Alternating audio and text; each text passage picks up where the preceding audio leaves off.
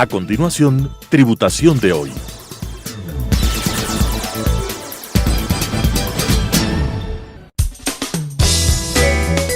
Clasificación A. Apto para todo público.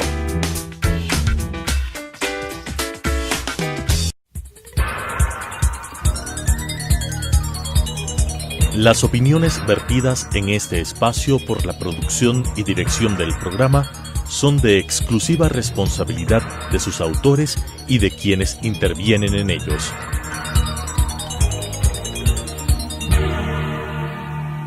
Telesucesos Canal 29 UHF presenta Tributación de hoy, un programa destinado para los ciudadanos en su entorno fiscal para el Ecuador, con la conducción de la doctora Cristina Trujillo. Tributación de hoy. Tributación de hoy, un programa diferente donde abordaremos temas relacionados con el ámbito legal, tributario, financiero, societario, pero sobre todo la importante presencia de entrevistados que nos ayudarán a comprender el ámbito legal de nuestro país. El día de hoy tengo la grata presencia por segunda vez de un gran amigo y sobre todo un excelente profesional en el ámbito legal, José Arauz. Hola José, ¿cómo estás?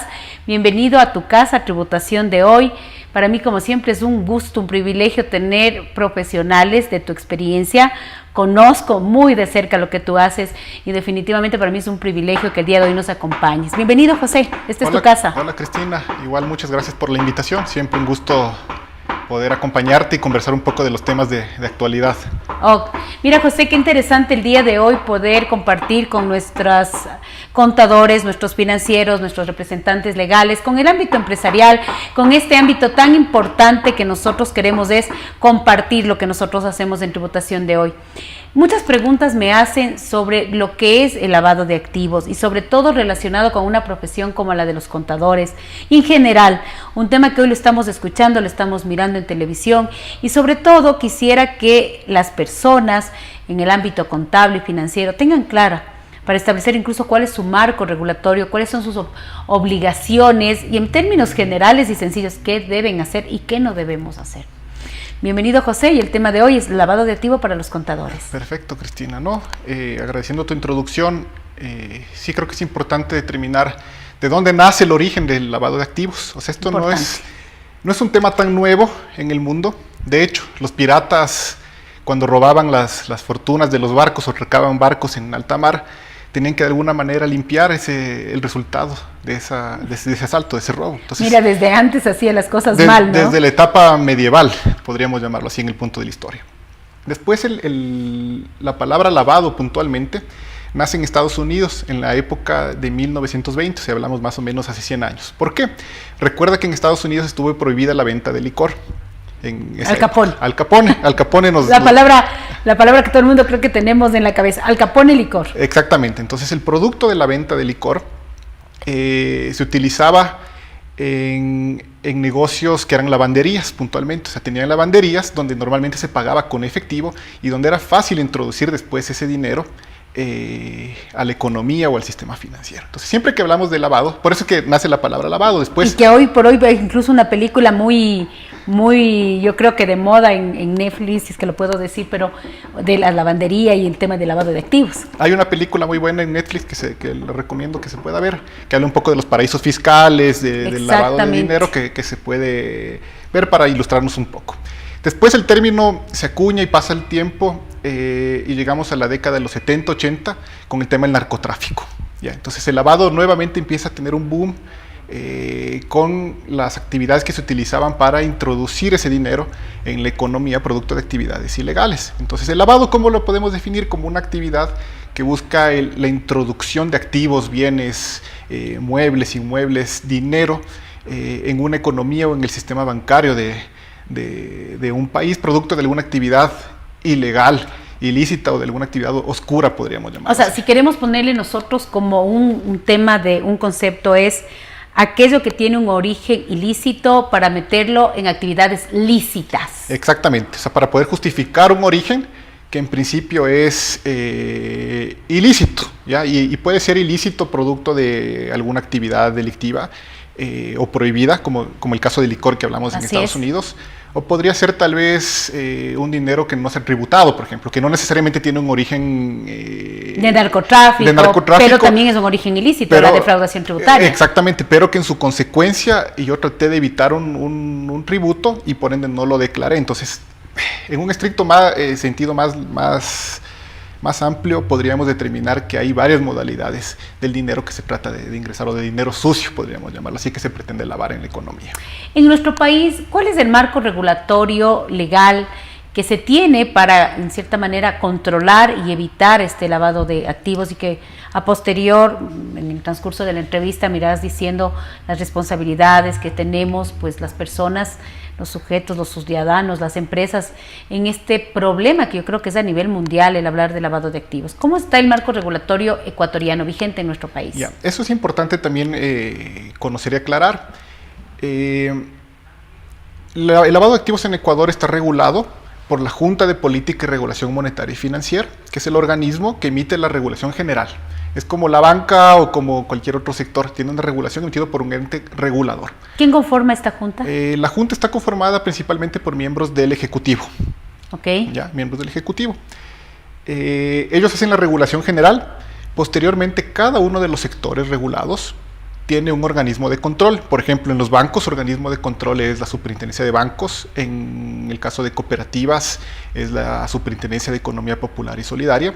Y en el caso de las compañías obligadas es la Superintendencia de Compañías, Valores y Seguros, el organismo de control. Entonces, ¿qué es la Junta de Regulación? Más o menos en términos futbolísticos, como pongo yo, la FIFA. Exacto. El que dice, esto es como así se juega el fútbol, estas son las reglas del fútbol. Los organismos de control son como los árbitros. Entonces el árbitro es el que aplica la regla y dice, no, esto, lo que usted acaba de hacer es una falta, o lo que usted acaba de hacer es incorrecto o está bien. Okay. Entonces, más o menos, para poner un símil, esa sería la función de las superintendencias, el controlar el cumplimiento de la ley y las regulaciones. Entonces, estos son los organismos de control. Y hay un organismo ejecutor de las políticas en Ecuador, que es la Unidad de Análisis Financiero y Económico. Lo que se llama la UAF. La UAF. Perfecto, que es un término que todo el mundo hemos escuchado y que además hay que cumplir y hay que entregar información y hay sanciones si no las haces correctamente. Entonces, estamos hablando de la UAF. Exactamente. Entonces, ahí ese es el marco desde el punto de vista de los organismos reguladores o de control o ejecutores. En el marco normativo tenemos una ley de prevención del lavado de activos, que es lo más amplio que tenemos. Tenemos un reglamento emitido por el presidente de la República, que también norma ciertas obligaciones, ciertas cosas que a la ley se le quedan volando. Y tenemos las disposiciones de cada uno de los organismos de control, que las debe aplicar las entidades controladas de cada uno de los sectores. Exacto. Y tenemos regulaciones propias de la Unidad de Análisis Financiero y Económico. Entonces, dependiendo en el sector que estemos, nosotros podemos tener una regulación específica para nosotros.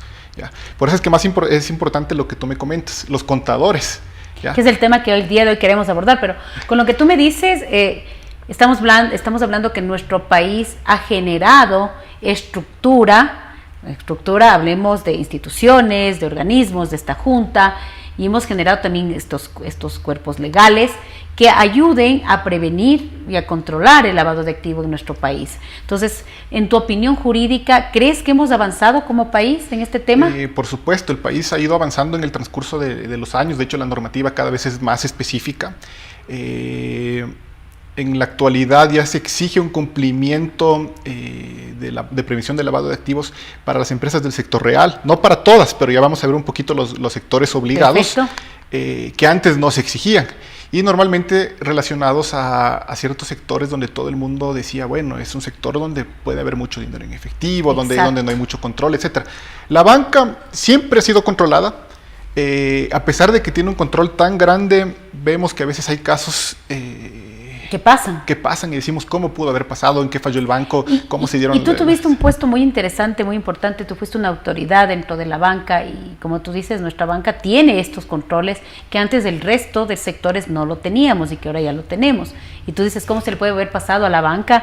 Y en tu experiencia, yo creo que nuestra banca ha hecho un buen trabajo en este tema de lavado de activos. ¿Qué dices, José? Sí, la banca de hecho ha hecho un buen trabajo. Yo creo que nadie nunca está exento de que pueda pasar algún tema no previsto o que no se pueda pasar. Pero en general creo que la banca es un sector bastante controlado, que se maneja bastante bien y que ha controlado de una manera buena la prevención del lavado de activos. Ellos tienen inclusive la obligación de crear, por ejemplo, no solo un oficial de cumplimiento, sino también un comité de cumplimiento, tienen un directorio de la banca que es el encargado de revisar. Para la gente que nos está mirando y que a lo mejor dice, José, ¿qué es eso del oficial de cumplimiento? Porque esta palabra viene ya muy repetida, ¿sabes? ¿Conoces a un oficial de cumplimiento? Tengo que tener un oficial de cumplimiento, tengo que reportar. ¿Qué hace este oficial de cumplimiento? Porque utilizaste ahorita una palabra que todo el mundo sabe, pero no todo el mundo puede ser. Ya verás, que es importante antes de hablar un poquito del oficial de cumplimiento, hablar un poquito de las transacciones inusuales. ¿Qué es lo que pretende revisar o qué pretende prevenir todos estos controles que la autoridad empieza a poner? Es que se realicen actividades inusuales. Siempre vamos a familiarizarnos con esa palabra. ¿Qué es una actividad inusual? Algo que no es común que yo realizo, o que un cliente mío realice, o que un empleado mío realice, o que un socio mío realice. Alguien que haga algo fuera de lo común. ¿Ya? Esa es una primera señal de alarma que a mí me tiene que preocupar para yo en cualquier ámbito que esté prender los focos y decir, mire, esto es una actividad que hay que revisarla. ¿Ya? Hay que pedir las justificaciones del caso, porque puede ser que yo haga una actividad inusual, pero producto de que me gané tal vez la lotería. Claro. Entonces normalmente el banco sabe cuánto yo consumo. Voy al banco y me gané el pozo millonario y deposito el día de hoy $500,000. Entonces el banco me va a preguntar, pues lógicamente, ¿de dónde vino este dinero? Exactamente, o lo que decimos es que mañana empiezo a tener yo dos inmuebles, 3 inmuebles, así es. 3 carros. Es algo inusual, no todo lo inusual necesariamente llega a ser un delito. Ah, sí, por supuesto, pero hay que mirar cuál es la fuente del origen. Hay que ver cuál es el origen, tú como auditora conoces, o sea, y puede ver algo... Como auditora y como abogada nos toca conocer ese tema. Claro, se conoce que no necesariamente lo que suena mal es algo mal. Así pero sin es. embargo hay que empezar a pedir las justificaciones. Perfecto. ¿Ya? Entonces todo esto se llama un procedimiento de prevención de lavado de activos, un sistema que lo llama la legislación. Entonces este sistema nos dice, mire, hay que seguir varios pasos. Primero, una identificación de mi negocio para ver cuáles son los riesgos de prevención de lavado de activos que mi negocio esté expuesto. Entonces yo tengo que empezar identificando mi estructura, tengo que empezar identificando con quién negocio, con quién transacciono, qué hago. Interesante escucharte. Entonces una vez que yo haga ese marco general, yo podré establecer procesos y decir, bueno, en este proceso es un poco más complejo, tendré que fortalecer los procesos cuando ocurran este tipo de situaciones. ¿Ya? Por eso es que yo a veces cuando la superintendencia de compañías recién dice, tienen que presentarme el manual de lavado de activos y todo, ves un montón de gente que simplemente compra un manual de lavado de activos, que es hecho estándar. Que ya está, incluso te puedes bajar hasta del internet, me supongo. Te puedes bajar del internet, ¿por qué? Porque la UAFE te da un modelo. Pero lo óptimo es que tú establezcas una matriz de riesgo de tu negocio. Correcto. ¿Por qué? Porque después te arriesgas a incumplir ese mismo manual Mira, que tú incluso hiciste. ahí cuando tú hablas de tu negocio, cuando hablas de la empresa, ahí se inmerso el contador.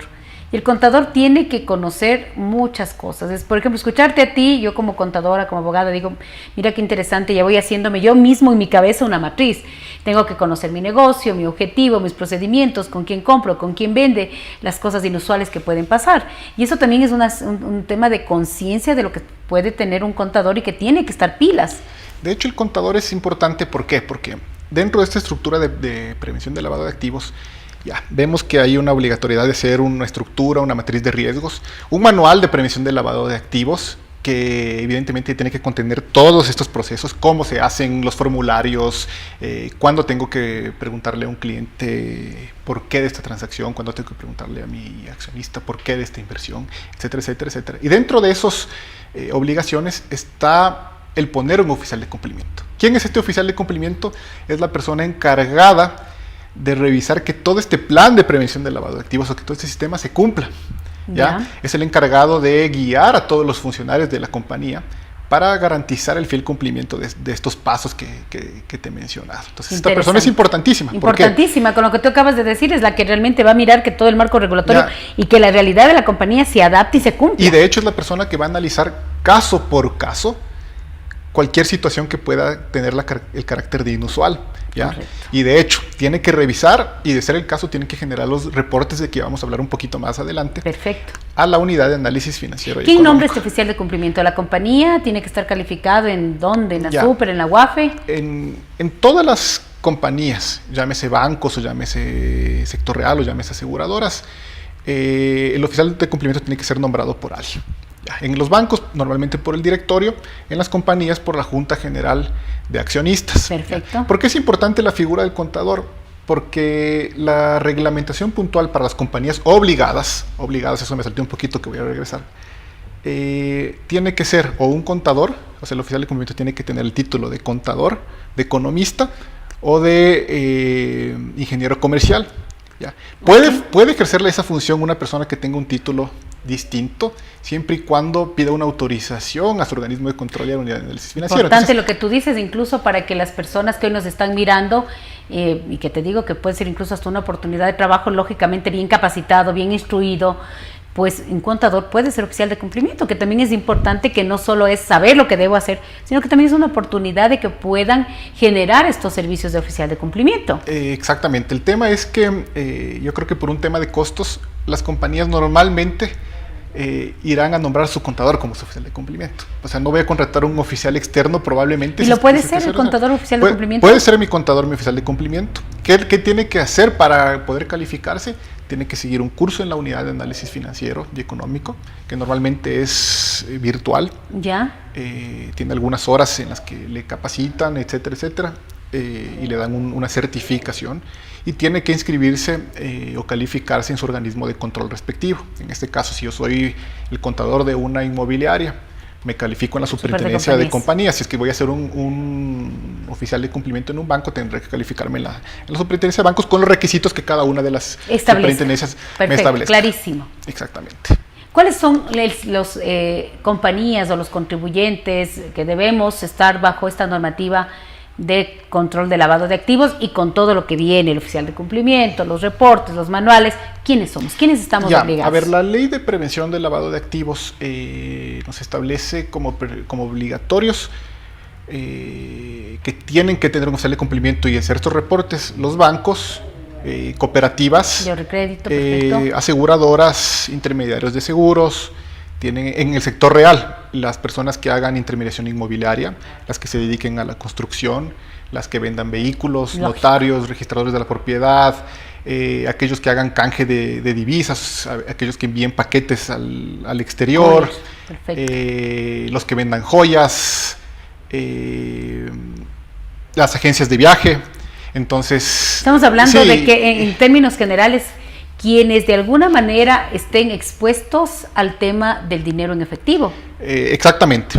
Y esa transacción permanente, cotidiana, que antes pues seguramente tú llegabas y comprabas un carro en un patio de carros y ni te preguntaban de dónde traías la plata. Exactamente. Pues ahora no, ahora tiene que hacer todo un proceso de formalidad. Yo vengo con efectivo $10,000 y no es que saco en un costal y digo, por favor, listo, esto es legal.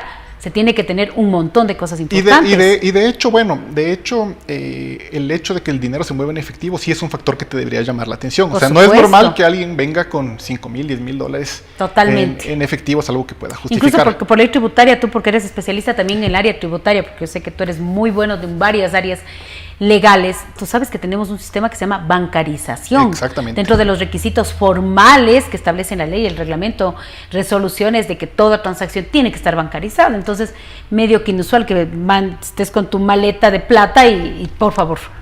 O sea, sin duda, hay negocios, ¿no? Como mercados que tú vas y compras y vendes y tienes un tema del efectivo, ¿no? Sin duda la normativa tributaria ha ayudado mucho. Muchísimo. Recuerda que la bancarización se habla desde el 2008, más o menos, con la ley de equidad tributaria famosa. Ahí fue cuando se establecieron los primeros $5,000 que tienen que estar bancarizados para que yo pueda aprovechar como deducible el impuesto a la renta. Ahora bajó a 1,000. Eso ayuda porque evidentemente mi negocio, yo le digo, ¿quién me va a pagar más de 1,000?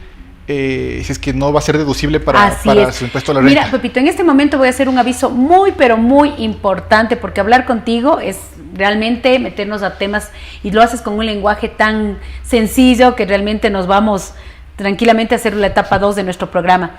Quiero, por favor, a todas las personas que nos están siguiendo en redes sociales y a las personas que nos están viendo a través de la televisión, informarles de este nuevo servicio totalmente gratuito que va a estar y está ya en redes sociales, que son avisos clasificados gratuitos de Telesucesos, para que usted pueda comprar y vender todo lo que se imagine, la mejor herramienta online. Quiero invitarles a que nos sigan en redes sociales y en Instagram @clasificadosTS y en Facebook avisos clasificados gratuitos de Telesucesos. La mejor forma que tiene usted de comprar y vender a través de redes sociales.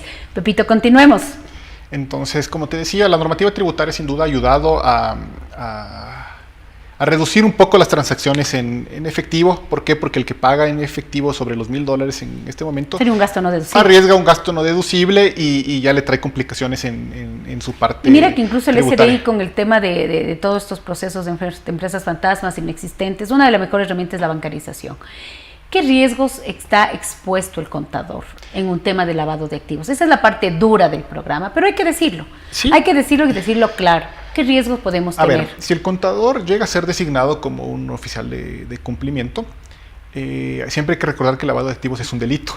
Ya estamos hablando ahorita primero de ciertas obligaciones, pero hay que recordar que es un delito. Está tipificado en el Código Orgánico Integral Está Penal. tipificado, puede ir la sanción entre 1 y 13 años, dependiendo de las circunstancias, dependiendo la forma en la que tú actúes o en la que participes en el cometimiento del delito, pero también está tipificado el ayudar al ocultar información. Por ejemplo, puede ser que yo sea un sujeto obligado a reportar como representante legal o como contador, como oficial de cumplimiento, y yo omito un reporte. Entonces, más allá de la sanción administrativa que me puede dar la unidad de análisis financiero y económico por no haber presentado los reportes a tiempo, también puede estar inmerso en el presunto cometimiento de un delito. Claro. Ya, entonces hay que tener cuidado. O sea, el no reportar, yo podría entender, bueno, la sanción administrativa me viene, la pago o completo y ya regularizo. Pero va más allá de. Pero si es que justo es un caso que realmente se estaba lavando activos o que tiene algún tipo de conmoción en la sociedad, como normalmente estos tipos de casos lo tienen, puedes llegar a tener una responsabilidad penal entre 6 meses y 1 año, imagínate, por haber omitido el y una pena máxima de 1 año, entre 6 meses y 1 año al que no reporta. Al que no reporte, imagínate, pero ya si se establece de la presunción al hecho real y definitivamente hay un delito comprobado, porque obviamente todo el mundo tiene derecho al principio de la inocencia, pero ¿qué pasa si ya estoy metido en un problema? Si estás metido, como te digo, el tipo penal está tipificado una sanción entre 1 y 13 años de privación de la libertad. ¿Qué les aconsejarías tú a todos estos contadores, a todos estos financieros y al público en general sobre lo delicado que puede ser un tema de lavado de activos? ¿Cuál es la recomendación? ¿Capacitarse?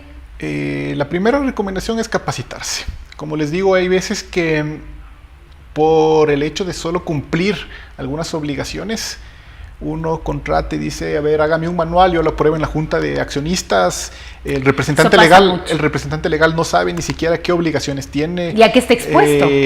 La junta de accionistas no sabe qué obligaciones tiene la compañía, el oficial de cumplimiento no sabe bien qué tiene que hacer, o sea, no sabe cuándo tiene que presentar los reportes, no sabe cómo generar una clave, no sabe que hay capacitación inclusive gratuita. No sabe que en muchos casos hay capacitación inclusive gratuita, que la da la misma unidad de análisis financiero y económico, y se exponen a que en algún rato, como son las cosas en este país, salga algún tema puntual, que se haga público, una bomba y ¿qué pasó? ¿Y qué pasó? Entonces nos van a preguntar quiénes fueron los responsables, que era el representante legal, que era la junta de accionistas. Y todos los que conocían del tema. Yo sé, Pepito, que tú estás generando unas excelentes capacitaciones y vas a hacer una capacitación muy interesante con un tema combinado que va de la mano, que es auditoría tributaria y lavado de activos para contadores en el Colegio de Contadores. Yo creo que la gente que nos está mirando y los contadores que nos van a ver en redes sociales, sí me gustaría que les hagas esta invitación para que puedan estar con un experto como tú, nuestro querido José Arauz, que nosotros decimos con mucho cariño, Pepito, pero definitivamente queremos que la gente que nos está mirando en redes sociales, que nos está mirando el día de hoy, en esta noche, en nuestro programa de tributación de hoy, puedan ir a tener estas charlas tan interesantes en este gremio tan importante. ¿Cómo les invitarías? ¿Cómo les motivarías para que estos contadores sepamos que esto es un tema serio, un tema importante, un tema que hay que tomarlo desde el inicio, desde conocer la normativa hasta saber qué me puede pasar? Bueno, yo sí les invitaría los días 7 y 8 de septiembre, me parece, en el Colegio de Contadores. Así es online. La invitación que me ha hecho Antonio muy gentilmente, que lo voy a compartir en una ponencia contigo, de hecho, en la parte de auditoría. Les invitaría a que asistan a esta charla, donde vamos a poder interactuar un poco sobre las dudas que se generan, sobre las obligaciones que existen, las responsabilidades que tienen las diversas compañías. Para empezar bien, o sea, la normativa es nueva, por eso es que hay tantas dudas. Yo escucho en el sector que hay un montón de dudas. No sabemos quién es el oficial de cumplimiento, cuándo tengo que reportar, cuál es la multa, cuáles son transacciones inusuales.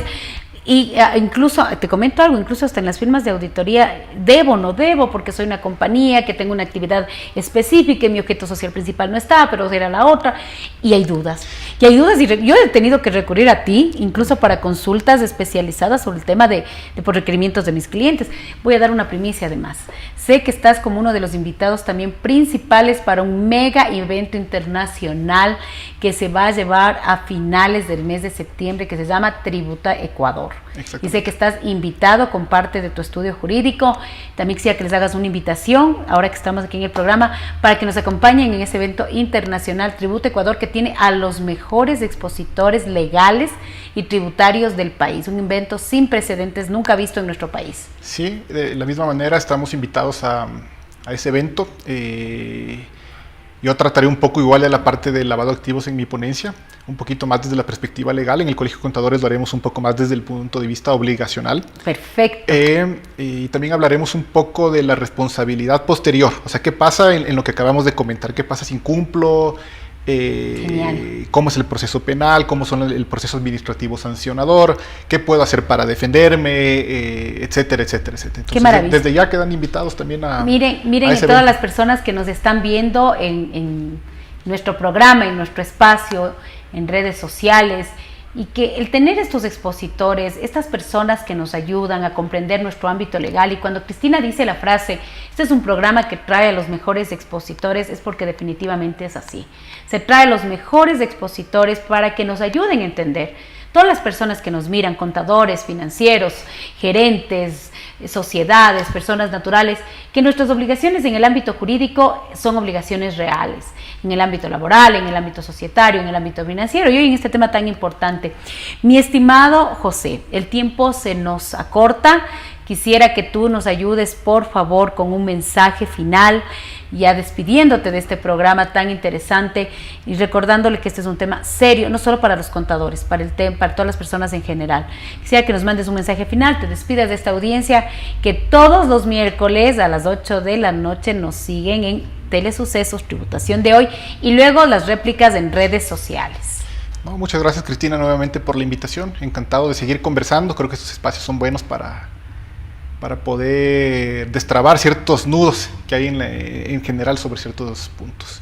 Bueno, nada más recordarles que el lavado de activos tiene unas consecuencias económicas que no son deseables. Tiene muchas cosas atrás, más allá del ocultamiento. Primero, la actividad ilegal, que es el origen de estos recursos, siempre trae atrás una actividad ilegal. Y segundo, tiene una repercusión económica grande, tiene una distorsión de precios, puede generar competencia desleal al momento que alguien pone un negocio con esos recursos, etcétera, etcétera. Entonces, hagamos todo lo que nos manda la legislación para prevenir el cometimiento de estos delitos, que afectan sin duda a la sociedad. Muchas gracias, José. Para mí, como siempre, el poder hablar estos temas importantes, a veces duros para nuestras personas que nos están escuchando, viendo, pero sobre todo generar esta conciencia de que conocer el marco jurídico es importante. Quiero recordarles por última vez a producto muy interesante que hoy lo tenemos en redes sociales, que son clasificados de Telesucesos, donde usted va a poder comprar y vender todo lo que usted se imagine. En Instagram, @clasificadosTS, y en Facebook, avisos clasificados gratuitos de Telesucesos. De mi parte, como siempre, muchas gracias y nos volveremos a ver en una nueva edición más de Tributación de Hoy. Hasta luego. Las opiniones vertidas en este espacio por la producción y dirección del programa son de exclusiva responsabilidad de sus autores y de quienes intervienen en ellos.